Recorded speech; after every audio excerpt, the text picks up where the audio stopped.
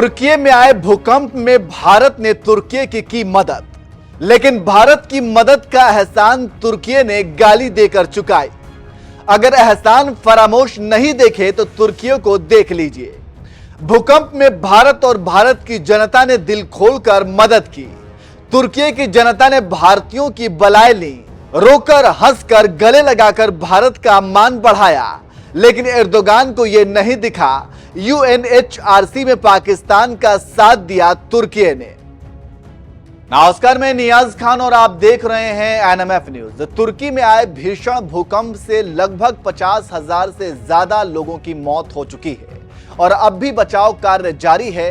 इसी बीच दुनिया अभी देख रही थी कि भारत ने अपनी बेस्ट टीम को तुर्की भेजा और ऑपरेशन दोस्त चलाया, जिसके तहत 6 विमानों से राहत सामग्री, 30 बिस्तरों वाला मोबाइल अस्पताल, मेडिकल सामग्री समेत सभी जरूरी सामान पहुंचाए हैं, जिसका दिल खोलकर तुर्की ने स्वागत किया। तुर्की की जनता ने कभी गले लगाया तो कभी आंसू से दिल जीता। लेकिन एर्दोगान ने भारत की पीठ में छुरा भोंका और पाकिस्तान के साथ मिलकर बड़ी साजिश की।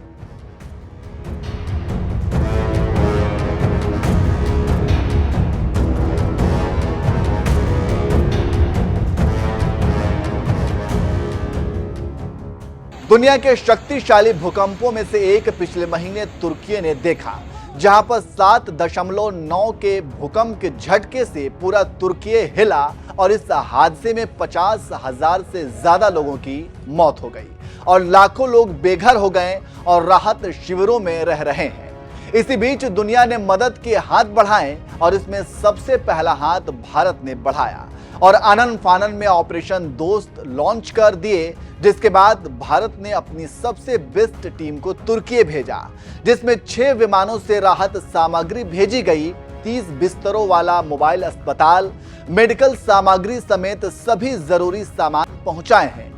और इसको देख तुर्की की जनता ने दिल खोलकर स्वागत किया। तुर्की की जनता ने कभी गले लगाया तो कभी आंसू से दिल जीता।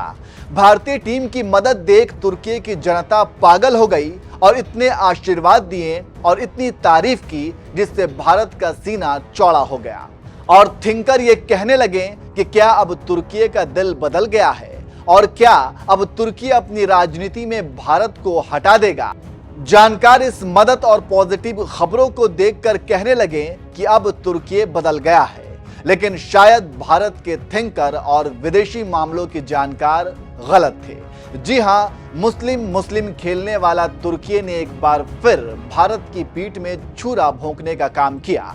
खबरों की माने तो ओआईस के साथ पाकिस्तान तुर्की ने मिलकर एनएचआरस में भारत के खिलाफ प्रोपेगेंडा किया है और कहा है कि भारत कश्मीर में मुसलमानों का कत्ल कर रहा है और कोई बोलने वाला नहीं है।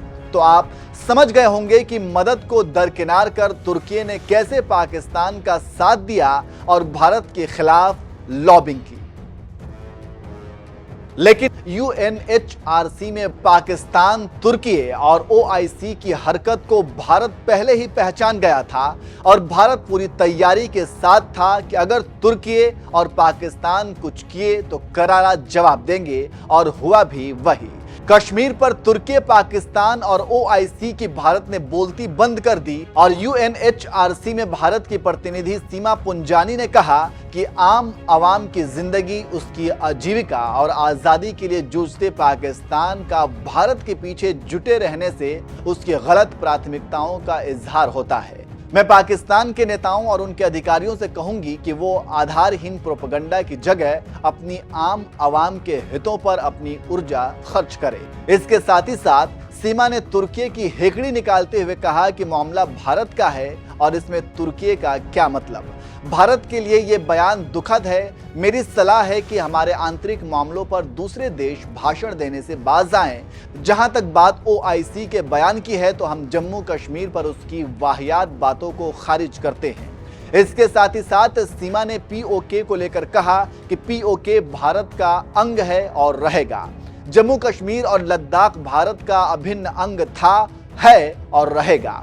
पाकिस्तान ने भारत के इलाके पर अवैध कब्जा कर रखा है पाकिस्तान अपने आतंकी कारखानों से दुनिया का ध्यान भटका सकता है, लेकिन भारत पाकिस्तान की रग रग से वाकिफ है। भारत की आंखों में पाकिस्तान धूल नहीं झोंक सकता है। पाकिस्तान ने भारत की जमीन पर कब्जा किया है। छोड़ें तो आप समझ सकते हैं कि कैसे भारत ने एनएचआरस में पाकिस्तान, तुर्की और ओआईस को धो डाला। लेकिन सवाल उठता है कि आखिर इतना जल्दी तुर्की रंग कैसे बदल सकता है और कैसे अपनी जनता के आंसुओं की कीमत ऐसे लगाएगा कि उसका मोल कुछ नहीं होगा। आप जानते हैं कि हमने ऊपर भी हल्का सा हिंट दिया है कि कैसे तुर्की में पिछले महीने भयंकर भूकंप आया, जिसमें जान माल का भारी नुकसान हुआ। भारत ने बिना यह सोचे कि तुर्की हमारा दुश्मन है और लगातार जम्मू कश्मीर के बहाने हमारे खिलाफ प्रोपेगेंडा करता है, हम नहीं जाएंगे, बल्कि भारत ने तुरंत मदद के हाथ बढ़ाए। भारत ने मानवता को सर्वोपरि समझा और सेना, एनडीआरएफ की टीम के साथ साथ दवाएं और राहत सामग्री के कई खेप भेजे। तुर्की की जनता भी भारतीय दल की सेवा और लगन देखकर रोने लगी। भारतीयों को प्यार दिया, गले लगाए, माथा चूमा। लेकिन वहां के तैयब एर्दोगन सरकार पर भारत की इस दरियादिली का कोई असर नहीं हुआ। तभी तो जो संयुक्त राष्ट्र संघ में दिखा वो दिल दुखाने वाला है। इसे क्या कहा जाए, देखना होगा कि अब दिल्ली इस पर क्या रिएक्ट करती है।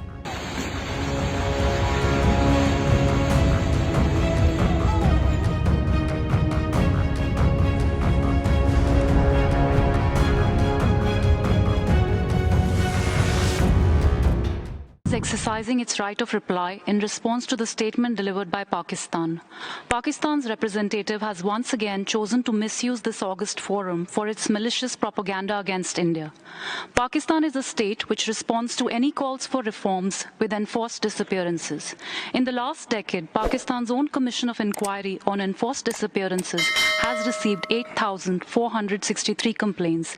The Baloch people have borne the brunt of this cruel policy. Students, doctors, engineers, teachers and community leaders are regularly disappeared by the state, never to return back.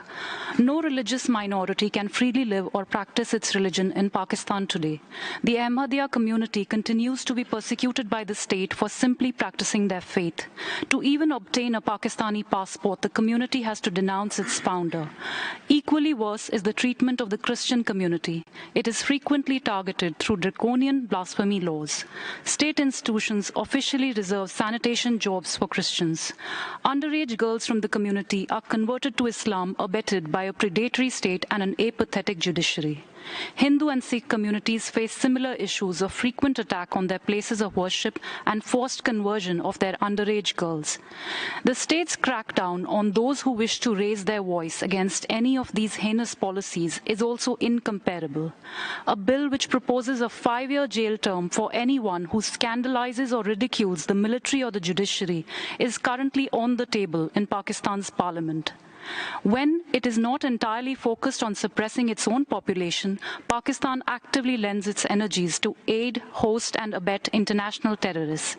It has the unique distinction of hosting the most number of UNSC designated terrorists and terror organizations. Allow me to recall that Osama bin Laden lived next to Pakistan's premier military academy. Its security agencies have nurtured and sheltered Hafiz Saeed and Masood Azhar for decades. These are but a few dreaded names from the annals of Pakistan's history of supporting terrorism. Pakistan's policies are directly responsible for the death of thousands of civilians around the world. Pakistan's obsession with India, while its population battle for their lives, livelihood and freedom, is an indication of the state's misplaced priorities. I would advise its leadership and officials to focus their energies on working for the benefit of their own population instead of baseless propaganda. Mr. President, we regret the comments made by Turkey on a matter that is an internal affair of India and advise it to refrain from making unsolicited comments on our internal matters. As regards the OIC statement, we reject the unwarranted references to the Union Territory of Jammu and Kashmir.